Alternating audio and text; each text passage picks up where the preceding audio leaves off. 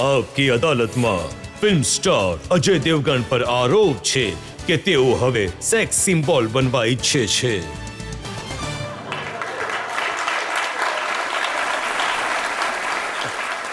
અજય, એ વાત સાચી કે બાળપણથી જ તમને ફિટનેસનો, એક્શનનો ઘણો જબરદસ્ત પાઠ શીખવવામાં આવ્યો?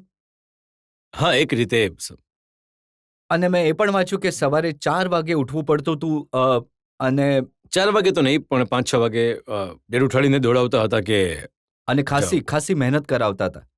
જી, એમાં હું પણ છુપાઈને પછી કરતો ન હતો, બટ એ પોતાની તરફથી પૂરી કોશિશ કરતા હતા. દર વર્ષે એક હિટ ફિલ્મ આપી છે, વર્સેટાઇલ રોલ કર્યા છે, અલગ અલગ રીતના કામ કર્યા છે, પણ તેમ છતાં પણ અજય દેવગનને નંબર 1, નંબર 2 ની કેટેગરીમાં નથી માનવામાં આવતા. મને એવું લાગે છે કે એમાં પોતાની જાતનું જે થોડું પ્રમોશન તમારે કરવું પડે છે એ હું વધારે કરતો નથી.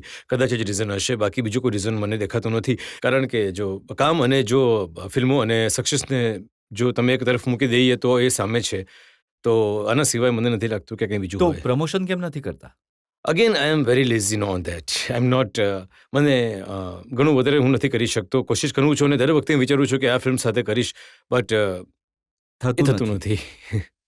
તમે કામ બાબતે લેઝી છો કે માત્ર પ્રમોશન બાબતે લેઝી છો? I think promotion. કામની બાબતમાં હું પણ લેઝી છું, પણ હું કામ મારું પૂરું કરીશ હું ગમે તેમ તો પણ.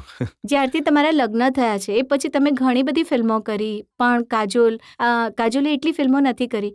શું કાજોલ- કારણ છે એનું કે તમે રેસ્ટ્રિક્શન્સ લગાવ્યા છે એમના જી પર, બિલકુલ એવું નહીં. કંઈ? જો તમે જોશો તો કાજલ લગ્નના પહેલા પણ એટલી જ ફિલ્મો કરતી હતી જેટલી લગ્ન પછી કરી રહી છે. એ એક વર્ષમાં એક પિક્ચર કરે છે જે 1.5 વર્ષમાં. પણ તો એમનો ઇમ્પ્રેશન પોતાનો- તમારી ખરાબ થઈ રહી છે કારણ વગર. હું શું કરું હવે? તમે અને બોડી બનાવવા માટે ખાવા પીવાનું ધ્યાન રાખો છો? હા, ડાયટ પર કંટ્રોલ રાખું છું અને બટ હું વધારે કંટ્રોલ નથી રાખતો. દિવસમાં હું રેગ્યુલરલી ખાઉં છું, ઓછા તેલવાળું ખાઉં છું, પણ વધારે રાત્રે દેન લો કાર્બ ડાયટ લેવું છું હું બસ.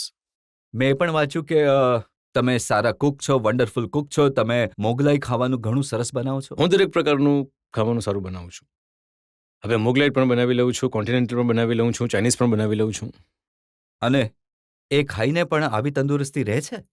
હા, પણ અઠવાડિયે કે 2 અઠવાડિયામાં કે 15 દિવસમાં એકાદ વાર બનાવીએ છીએ ને, તો એટલું ખાવાનું હક બને કોઈ છે. એવી કુટેવ છે જેનાથી તમે પીછો છોડાવવા માંગો છો? મને નથી ખબર કે હું કોઈ પીછું છોડાવવા ઈચ્છું છું કે નથી છોડાવવા ઈચ્છતો. આઈ એમ લિટલ કન્ફ્યુઝ અબાઉટ દેટ. કોશિશ મેં વચ્ચે એકવાર કરી હતી, હું સફળ થઈ નહીં શક્યો, બટ એક સ્મોકિંગની આદત છે મને.